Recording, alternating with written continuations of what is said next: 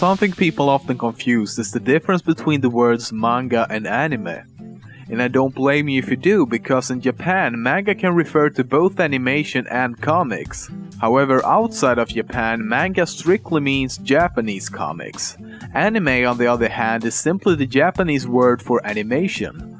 And before the word anime came about around the 1980s, people used the word Japanimation to specifically describe Japanese animation. But to make it simple, anime means animation and manga means comics.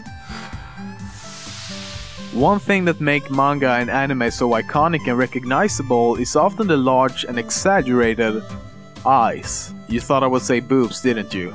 Well, we get to that in a moment. But the large eyes on many manga and anime characters can actually be credited to one man. His name is Osamu Tezuka and is often considered the godfather of anime, as he was basically the Japanese version of Walt Disney. And that is actually what inspired Tezuka. He was inspired by Disney cartoons where many of the characters such as Mickey Mouse and Bambi featured large eyes. Another iconic design for manga and anime characters is the hair and usually extreme hair colors. However, the colors aren't just selected randomly. In many cases they express significant elements of that character's personality. This is based on the color symbolism in Japan. For example, black can mean mystery or evil, red means joy, love or aggression, gray can mean intelligence or boredom. Every color has its own set of meanings, however, not every anime and manga use it.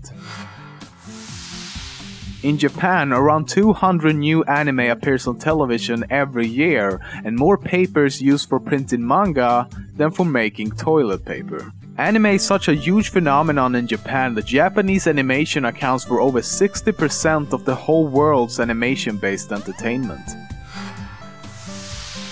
The highest grossing anime film of all time is Spirited Away by Studio Ghibli, which has grossed over $270 million. At second place comes another Studio Ghibli film, Howl's Moving Castle, at over $230 million. The longest running anime series as well as the longest running animated series worldwide is a show called Sasei-san. It began airing in Japan in 1969 and currently has over 2,255 individual episodes. It could also be said to have over 6,000 episodes depending on what counting system you use. The most amazing thing about this series though is that it's still in production after all these years. Compared to the Western world where animation and comics are mostly seen as something only enjoyed by and targeted towards children, anime is quite the opposite. Even though there are a lot of stuff targeted just for children, there's just as much anime and manga targeted towards teens and adults, which is not afraid of showing death, gore, sex and other controversial themes that's usually otherwise only seen in live action movies and series. Anime and manga even have specific categories to specify who the target audience is.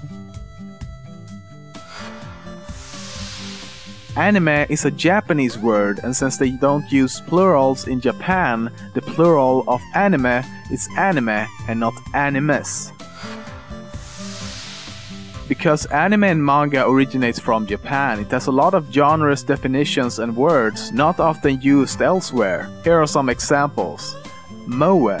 While it does not have a concrete definition, generally it's used to describe that a female character or even a whole show or comic is striving to be very cute to invoke a feeling of sympathy and endearment within the viewer. Fan service. Sexual elements specifically included to please the audience that are usually unnecessary to plot development. ONA.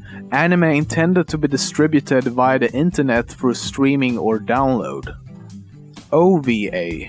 Anime intended to be distributed on VHS tapes or DVDs and not to be shown in cinema or on TV. Mecha. Giant fucking robots. It can be very hard to describe what an anime is, because technically anime is just a simple abbreviation of the word animation. There are no predefined rules of what an anime should or should not include, yet most of us would identify this as an anime while this would be a cartoon.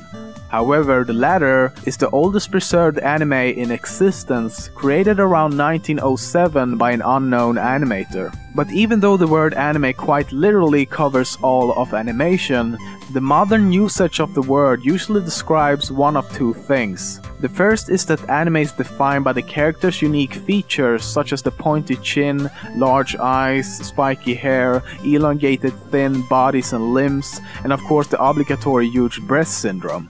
The second popular definition is that anime is only animation created by Japanese and/or was created in Japan. It's okay if you don't wanna sing along, but if you do, I promise you, you will feel like you belong.